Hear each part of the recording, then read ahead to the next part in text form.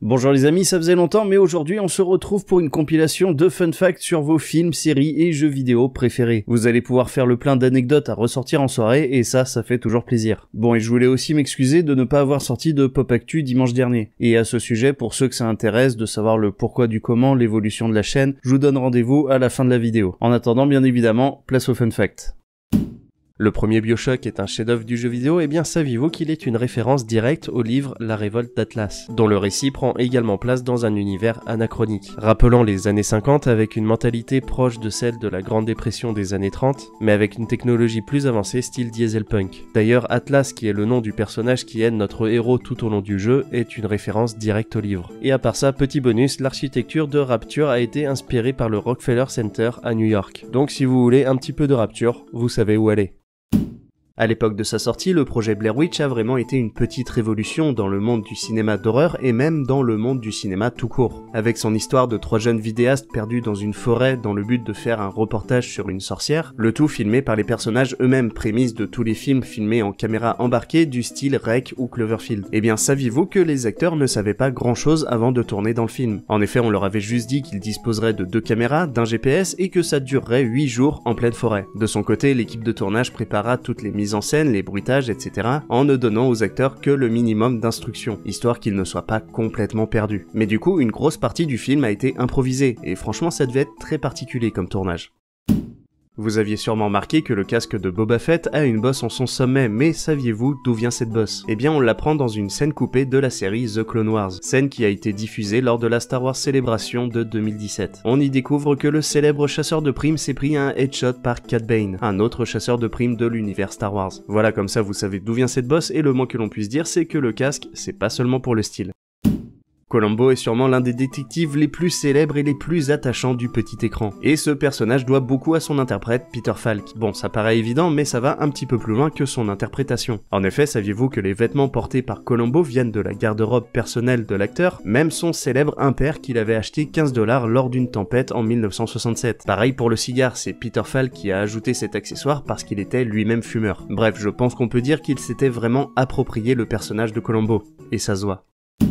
Quand on était gamin, on était nombreux à penser que Crash Bandicoot était une sorte de diable de Tasmanie qui mangeait des pommes. Bon, au final, même si Taz, le célèbre diable de Tasmanie, a bien inspiré le personnage de Crash, il s'agit bien d'un Bandicoot, une sorte de petit marsupial. Et il ne mange pas des pommes, mais des Wumpas. Voilà, maintenant que ça c'est clair, saviez-vous que Crash a failli être un Wombat du nom de Willy? Et y a pas à dire, Willy le Wombat, ça sonne quand même beaucoup moins bien que Crash Bandicoot. Universal a bien tenté d'insister, mais ils ont complètement lâché l'affaire quand l'équipe de Naughty Dog a menacé de quitter le projet. Et tant mieux.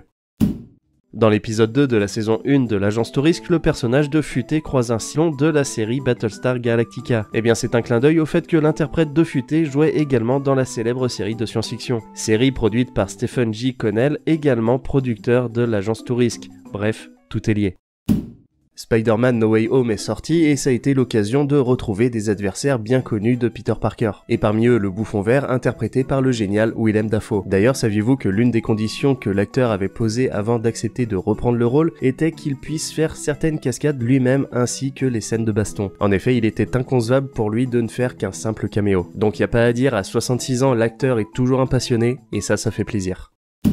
Saviez-vous qu'il existe une fin alternative à Die Hard, Une journée en enfer? Une fin où Grover arrive à s'enfuir avec son or et où McClane le retrouve dans un bar quelque part en Europe pour lui régler son compte. Seulement la scène n'a pas été gardée parce qu'elle montrait un aspect trop menaçant et cruel du héros. Et oui, on aime bien voir John McClane massacrer des méchants, mais faut que ça reste dans la bonne humeur. Voilà, et sinon, est-ce que vous saviez que lors du tournage de la scène à Harlem, avec le panneau écrit « Je hais les » le mot en haine, eh bien en fait c'était écrit « Je hais tout le monde ». La vraie phrase a été ajoutée en post-production. Le but était d'éviter les problèmes lors du tournage et de faciliter la diffusion à la télévision.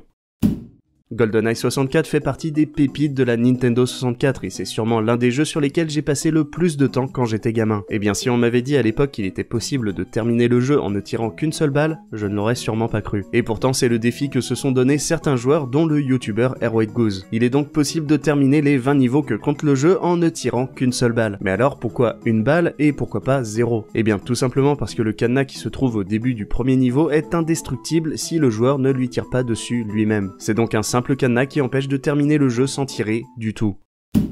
L'une des scènes les plus cultes de la Grande Vadrouille est très certainement quand De Funès se retrouve sur les épaules de Bourvil. Mais saviez-vous que cette scène a été improvisée? En effet, à la base, De Funès devait juste tomber sur Bourvil, mais il lui grimpa sur les épaules, improvisant ce gag qui a beaucoup fait rire les personnes présentes et qui est tout de suite devenu une scène culte. Au point même que le réalisateur fit de cette scène l'affiche du film.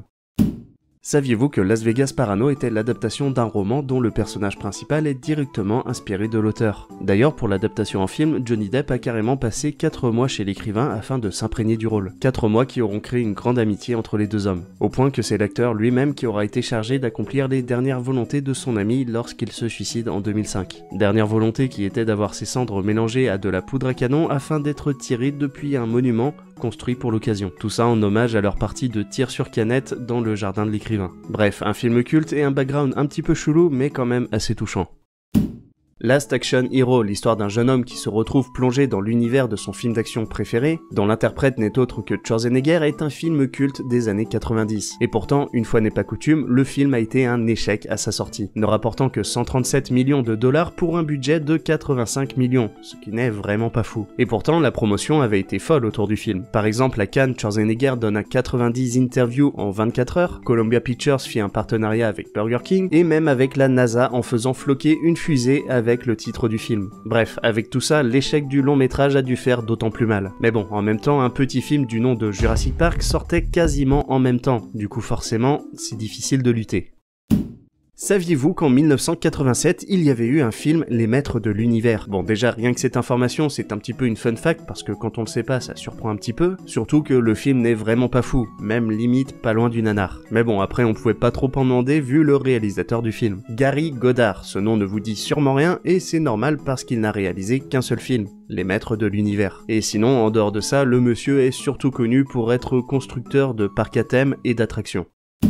Si le film Mario Bros de 1993 est difficile à regarder tellement il est mauvais en tant qu'adaptation et aussi en tant que film, le tournage n'a pas été facile non plus. En effet, a priori, les conditions et l'ambiance sur le tournage étaient bien pourries, au point que les interprètes de Mario et Luigi buvaient du whisky entre chaque prise pour se donner du courage. Du coup, tout ça combiné, ça fait qu'il y a eu pas mal d'accidents. Par exemple, Hoskins a eu le doigt cassé lorsque son partenaire de jeu, alcoolisé, accéléra avec la camionnette, la porte se refermant sur le doigt de l'acteur. Mais plus grave, l'interprète de Mario a manqué de mourir 2 fois lors du tournage, une fois électrocuté et une fois noyé. Enfin bref, ce film a été un désastre à tous les niveaux.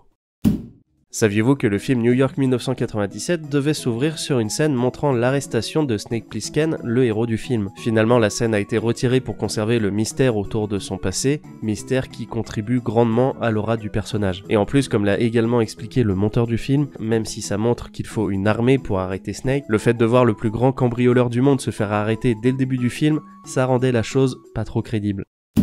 Code Quantum, l'histoire d'un scientifique qui passe d'époque en époque à travers le corps de différentes personnes, fait partie des séries de mon enfance. Et le duo de personnages Samuel Beckett et Hal y est sûrement pour beaucoup dans son succès. D'ailleurs, saviez-vous que Scott Bakula, qui joue le rôle du Dr Beckett, est le premier à avoir rejoint le casting, et lorsqu'il donna la réplique à Dean Stockwell, qui passait le casting pour le rôle de Hal, il y a eu un feeling entre les deux acteurs et c'est Bakula qui a demandé à ce que Stockwell soit engagé. Tiens, et autre anecdote concernant Bakula, le célèbre Oh Bravo qui conclut chaque épisode est à la base une improvisation de l'acteur, et ça a beaucoup plu aux producteurs qui ont donc décidé d'en faire un gimmick. Oh boy. La saison 2 de The Witcher est arrivée sur Netflix. Personnellement, j'ai adoré, mais saviez-vous que le médaillon de Geralt n'est pas le même que dans les jeux parce que la série est l'adaptation des livres et pas des jeux vidéo. Du coup, il n'avait pas le droit d'utiliser le design du médaillon qu'on connaît dans le célèbre RPG. Mais toutefois, dans l'épisode 2 de la saison 2, on peut le voir accroché à l'arbre où sont accrochés tous les médaillons des sorceleurs morts. Un petit clin d'œil au jeu de CD Projekt, plutôt sympathique. Si je vous dis années 90 et Schwarzenegger, il y a de fortes chances qu'on tombe sur un film culte, et c'est le cas de True Lies. D'autant plus qu'il est réalisé par le grand James Cameron, réputé pour son exigence et son franc-parler, comme en témoigne cette anecdote. En effet, lors du tournage d'une scène dans la camionnette des acolytes du héros, une ampoule a grillé et Schwarzenegger a décidé d'aller se promener avec son collègue Todd Arnold le temps que l'ampoule soit changée. À leur retour, il retrouve James Cameron qui les attend les bras croisés au milieu de la Constitution Avenue, dont la circulation avait été bloquée pour le tournage. Et il se met à engueuler l'acteur autrichien parce que ça faisait 15 minutes qu'il l'attendait, lui balançant que s'il refaisait un coup comme ça, c'est Paul Verhoeven qui allait se charger de réaliser le film. Prends ça Verhoeven, c'est gratuit, et Schwarzenegger n'a pas dit un seul mot. D'ailleurs, quand Todd Arnold lui demanda pourquoi il était resté silencieux, il répondit que c'était de sa faute, qu'il avait merdé. Comme quoi, reconnaître ses torts, c'est bien l'adage des grands hommes. Eh bien je ne sais pas ce que vous en avez pensé, mais personnellement j'ai trouvé ces fun facts vraiment cool, et bien sûr je suis complètement objectif. En tout cas si vous aussi vous avez kiffé, n'oubliez pas de mettre le fameux pouce bleu et n'hésitez pas à vous abonner si ça n'est pas déjà fait. Bon et sinon en ce qui concerne l'absence de Pop Actu dimanche dernier, la raison est toute simple, j'ai repris le travail. Donc en vrai je suis plutôt content déjà de retrouver mes collègues et en plus ça veut dire que je suis guéri donc c'est quand même une bonne chose. Mais le truc c'est que ça va avoir des conséquences directes sur la chaîne, notamment l'intensification des formats courts et je suis en train de voir comment adapter les Pop Actu à tout ça. En fait le truc c'est que c'est bien plus simple et instinctif pour moi de vous relayer les informations que j'ai envie de vous relayer au moment où je les vois passer, plutôt que de les noter au cours de la semaine et de me mettre un gros coup de pression à l'approche du dimanche pour faire le tournage, le montage, la miniature, etc., etc. Du coup, le résultat de tout ça, c'est que je vais surtout poster les pop actu en format court et les mettre dans une grosse vidéo pour le dimanche. Mais avec, si possible, une ou deux informations qui tomberont à ce moment-là, et bien sûr, la partie sondage qui me fait kiffer et qui, a priori, vous fait aussi kiffer. Voilà, bon après, je suis bien conscient que ces petits détails sur ma façon de faire n'intéressent qu'une toute petite partie d'entre vous, mais j'aime bien vous tenir informé et puis après tout, comme je l'ai toujours fait, je vois pas pourquoi j'arrêterais. Tiens, et d'ailleurs, j'en profite pour vous remercier d'être de plus en plus nombreux à vous abonner à la chaîne, malgré le fait que ça se ressente un petit peu que je sois tout seul à faire tourner la boutique, comme on dit. Mais bon, tant que la passion est là, je serai là, et a priori vous aussi, donc ça fait super plaisir, merci encore. Allez, sur ce, je vous dis à très vite dans de nouvelles vidéos, d'ici là, portez-vous bien, c'était Glenn Erwan, see you next time.